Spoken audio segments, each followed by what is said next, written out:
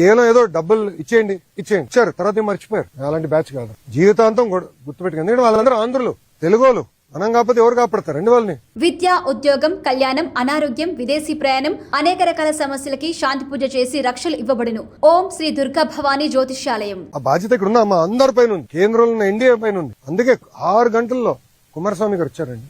అది మాకున్న చిత్తం.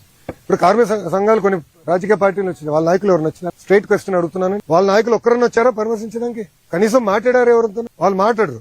అక్కడ కుటుంబాలతో నేను మాట్లాడుతుంటే మీరు ప్రాక్టీస్ చేయండి. కుటుంబాలతో నేను మాట్లాడుతాను. నేను చెప్పాల్సిన కుటుంబాలకు చెప్తా. నేను కుటుంబాలకు చెప్పా, వాళ్ళు ఎవరు నన్ను వాళ్ళు మళ్ళీ కలుస్తాను కూడా నేను చెప్పా. అది మాకు ఇప్పుడు లోపల కూడా కార్మికులు ఒక ఆయన దూరం నుంచి అరుస్తున్నాడు. నేను ఎందుకు అరుస్తున్నా? దగ్గర రా, ఇంపట్లేదు స్వామి దగ్గర అని తీసుకుని మేము మాట్లాడాం. మా పోలీసు సోదరు కంగారు పడితే చెప్పిన ఎందుకు మీకు కంగారు, పక్కరండి అందరిని కలిసి వెళ్తామని చెప్పి కలిసి. సో ఆ చిత్తశుద్ధి ఎన్డీఏ ప్రభుత్వానికి ఉంది. కుటుంబాలను ఆదుకునే బాధ్యత మేము తీసుకుంటాం. మళ్ళీ విశాఖ ఉక్కుకి పూర్వ వైభవం తీసుకొచ్చే బాధ్యత కూడా మా పైన ఉంది, మేము చేస్తాం. ఓకేనా? ఎవరు చెప్పారండి? ఒక నిమిషం అన్నా, మీరేమనుకోపోతే 1 సెకండ్ అన్నా. ఐఎమ్ సారీ కానీ హాఫ్ నాలెడ్జ్ తో మనం ఆడకూడదు, కంప్లీట్ నాలెడ్జ్ తో లెట్ us డిస్కస్. ఈరోజు ఎవరు వచ్చారండి ఇక్కడికి? ప్రతిపక్ష ఇది టీమ్ 11 కెప్టెన్ వచ్చాడా? అడుగుతున్నా, టీమ్ 11 కెప్టెన్ వచ్చాడు ఇక్కడికి? లేదు కదా. కుమారస్వామి గారు 6 గంటలు ఎందుకు వచ్చాడు? ఆయన ఎందుకు ప్రకటించాడు? 25 లక్షలు ఈరోజు రాత్రి కుటుంబాల అకౌంట్ లో మేము వేస్తామని చెప్పాను. 9 రోజుల తర్వాత తిప్పి నన్ను అడుగు, అప్పుడు నేను సమాధానం చెప్పగలుగుతా. గానీ మీరే కావాలని అపోహలు సృష్టించి, కార్మిక సంఘ నాయకులు అపోహలు సృష్టించి కరెక్ట్ కాదు. I'm sorry to say. మేము కాపాడాం ప్లాంట్, స్టీల్ ప్లాంట్, మాకున్న చిత్తశుద్ధి మేము కాపాడాం.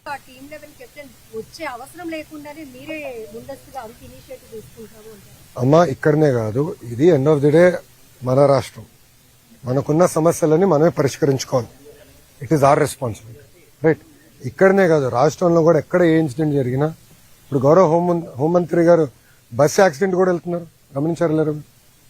Any incident we are taking very serious. మాకు వాట్సాప్ గ్రూప్ ఉంది, ఇన్సిడెంట్ మేనేజ్మెంట్ అని మాకు వాట్సాప్ గ్రూప్ ఉంది. దాంట్లో గౌరవ ముఖ్యమంత్రి గారు కూడా ఉన్నారు.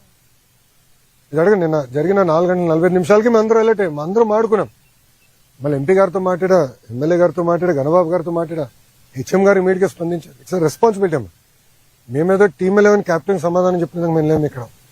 తెలుగులకి కోసం, ఆంధ్రుల కోసం సమాధానం చెప్పాలి. మా బాధ్యత ఇది. 164 స్థానాలు గెలిపించిన తర్వాత మేము పరదాలు కట్టుకుని తిరగట్లేదు ఎవరు. అప్పుడు కార్మికుడు ఎక్కడి నుంచో దూరం నుంచి అరుస్తుంటే నేను ఎందుకు అరుస్తున్నానా? దగ్గర రా, దగ్గర వచ్చాడు, మేము కూర్చున్నాం, మాట్లాడుకున్నాం.